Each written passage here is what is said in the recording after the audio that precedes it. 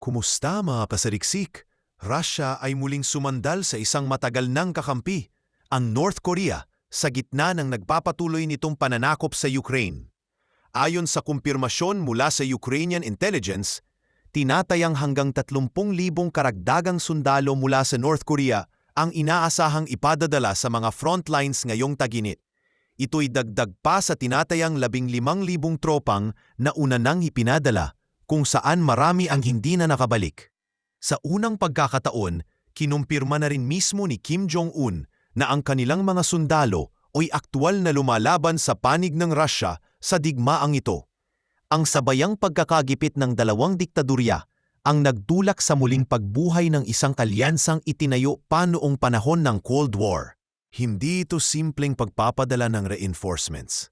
Ito ay survival strategy ng dalawang rehimeng desperado. Habang natatakot si Putin sa posibilidad ng panibagong backlash mula sa kaniyang mamamayan kung muling magpapatupad ng draft, sinamantala naman ni Kim Jong-un ang pagkakataong ito upang makuha ang mga kapalit, langis, pagkain at higit sa lahat teknolohiyang militar. Ang ugnayan ng Moscow at Pyongyang ay hindi produkto ng kasalukuyang gyera lamang. Sa katunayan, ang pundasyon nito ay itinayo dekada na ang nakalilipas. Matapos ang ikalawang digmaang pandaigdig, aktibong ginampanan ng Soviet Union ang papel sa pagtatatag ng komunistang pamahalaan sa North Korea. Sila rin ang pumili kay Kim Il-sung, ang lolo ni Kim Jong-un, upang pamunuan ang bagong tatag na bansa. Bagamat dumaan sa mga panahon ng malamig na relasyon, lalong naging masinsinan ang ugnayan ng dalawa matapos sakupin ng Russia ang Crimea noong 2014 at mapasailalim ito sa matitinding Western sanctions. Mula noon, unti-unting nagkapalitan, langis at pagkain mula Russia kapalit ng murang lakas paggawa mula North Korea. Ngunit pagsapit ng 2024, ang dating transactional relationship ay naging formal na alyansa sa pamamagitan ng isang defense pact na nangangakong susuportahan ang isa't isa sa panahon ng krisis. Ito ay isang kasunduan na hindi lamang legal, kundi simbolo ng pinagsasaluhang kalaban at kabiguan. Pareho silang itinaboy ng pandaigbigang komunidad at ngayoy magkatuwang sa panibagong sigalot. Hindi lang armas at sundalo ang pinag-uusapan. Sa pinagsamang puwersa ni Kim at Putin, sinusubukan nilang ipakita sa buong mundo na hindi sila nag-iisa. Sa kabila ng batikos ng maraming bansa, kabilang na ang Estados Unidos, European Union, Japan at South Korea, naninindigan ang dalawang pinuno sa kanilang alyansa. Sa mga high-profile visits tulad ng paglalakbay ng mga opisyal ng Russia sa Pyongyang at ang mga seremonyal na pagtitipon ni Putin at Kim, maliwanag na nais nilang iparaing na ang kanilang samahan ay hindi pansamantala. Ito ay isang ugnayan na lalalim pa. Sa ganitong mga kilos, unti-unti silang bumubuo ng isang bagong geopolitical bloc, isang informal na anti-Western alliance na binubuo ng mga estado na isinantabi ng mga liberal na demokrasya. Ang kanilang layunin, pagtibayin ang isa't isa at sabay na labanan ang impluensya ng Estados Unidos at mga kaalyado nito. Sa panig ng Russia, malinaw ang benepisyo.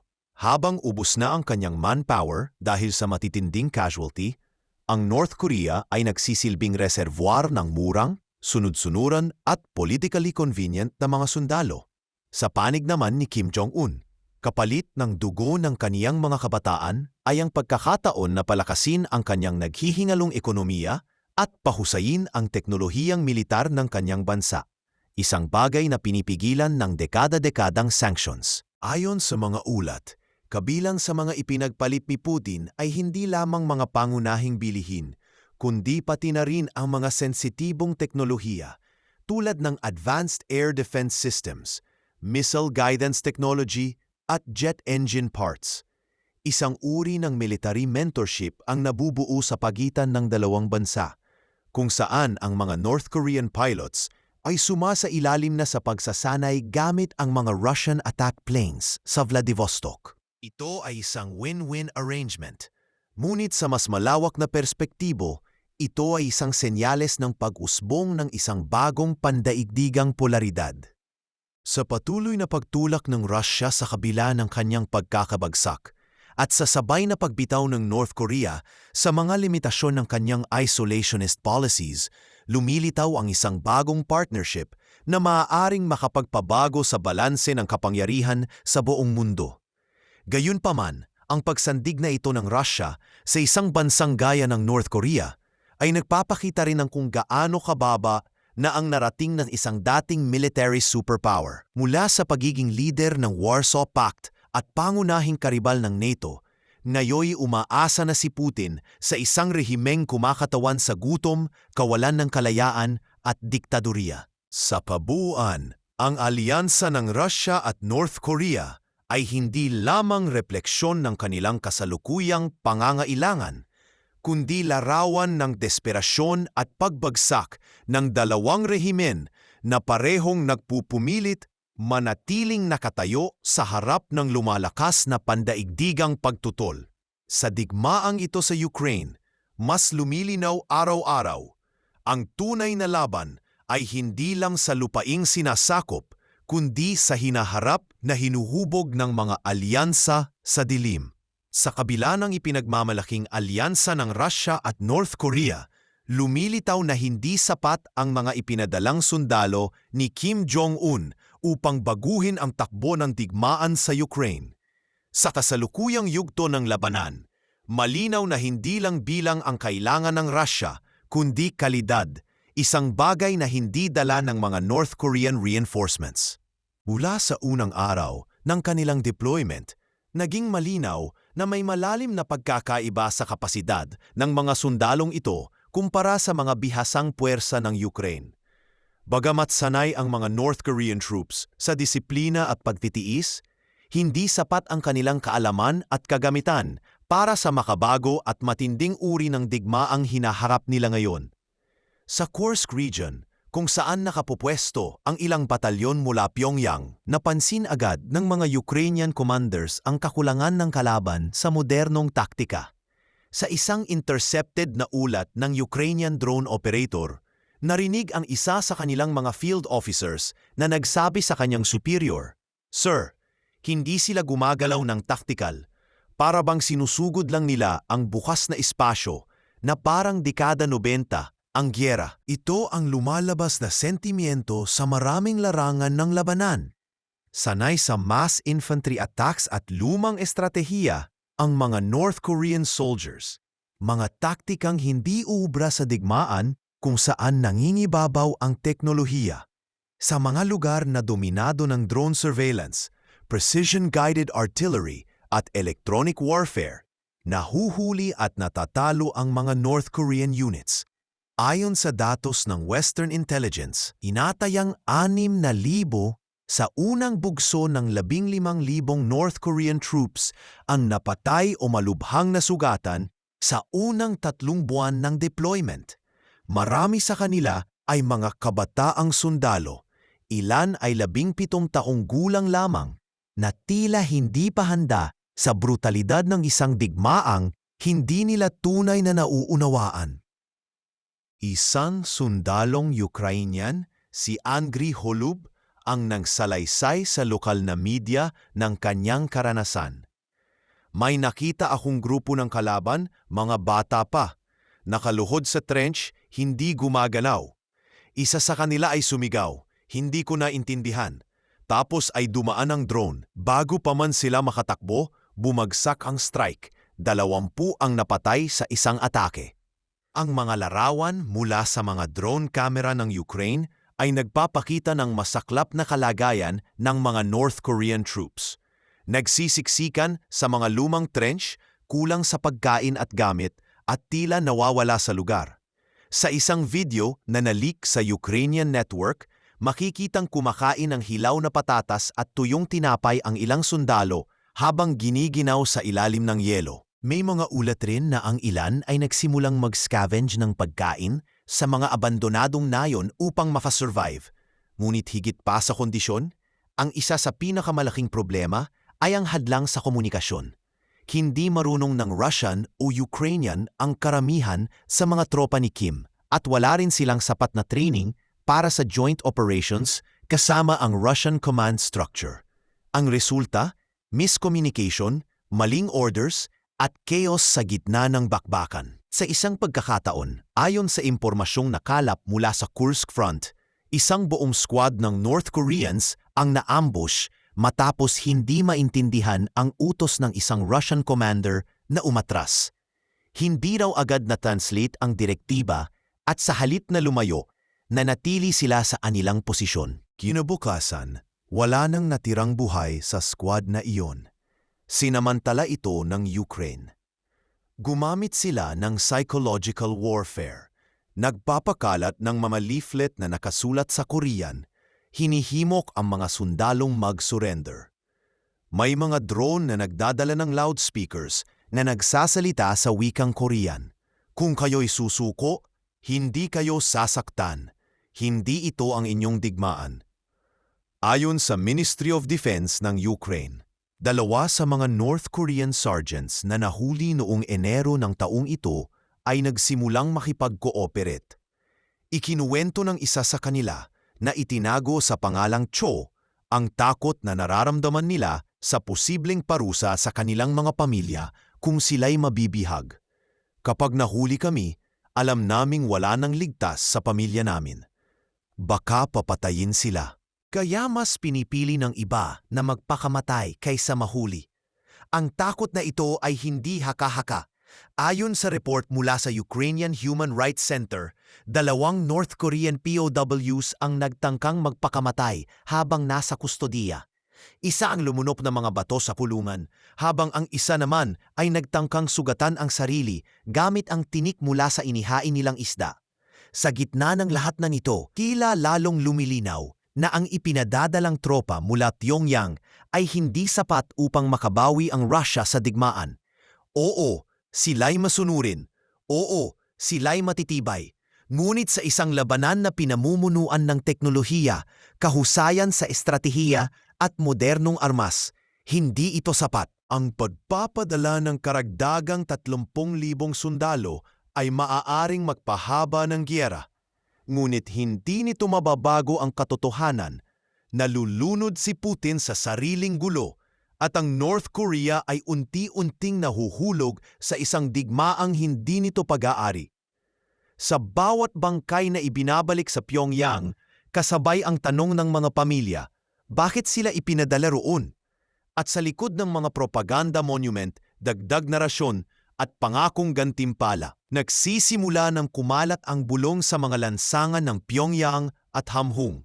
Isang bulong na hindi kayang tahimikang habang buhay ng rehimen. Sa patuloy na pagdepende ni Vladimir Putin sa dayuhang tropa, gaya ng mga North Koreans, mas lumilinaw ang mas malalim na krisis na kinakaharap ng Russia.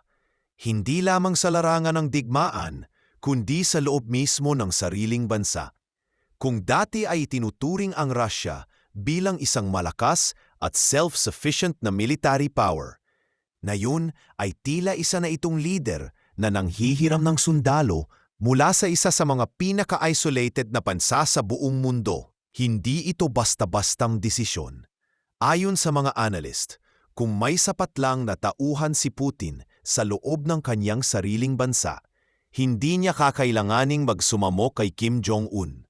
Ngunit ang tanong, bakit nga ba hindi siya makapag-mobilize ng sapat na sundalo mula sa loob ng Russia? Ang sagot ay matagal nang nakaukit sa realidad ng populasyon at politika ng Rusya. Sa loob ng 3 taon ng digmaan sa Ukraine, tinatayang mahigit 1,000,000 sundalo na ang napatay o malubhang nasugatan. Ito'y isang napakalaking dagok sa workforce ng bansa, lalo na't karamihan sa mga nadamay ay mga lalaking nasa pagitan ng 20 hanggang 30 taong gulang, ang inaasahang magpapatuloy sa ekonomiya, bubuo ng mga pamilya at magiging susi sa hinaharap ng bansa. Si Tatiana Mirova, isang dating guro sa Omsk na ngayon ay aktivistang tumutuligsa sa digmaan, ay nagsalita sa isang clandestine interview. Ang pinsan ng anak ko, 18 taong gulang, kinuha mula sa technical school para daw sa special duty training. Hindi na siya nakauwi. 3 buwan lang, napatay sa Luhansk. Wala man lang kaming bangkay. Isa lang siya sa libu-libong nawawala. Paano mo ipagpapatuloy ang isang bansa kung ang kabataan ay nauubos?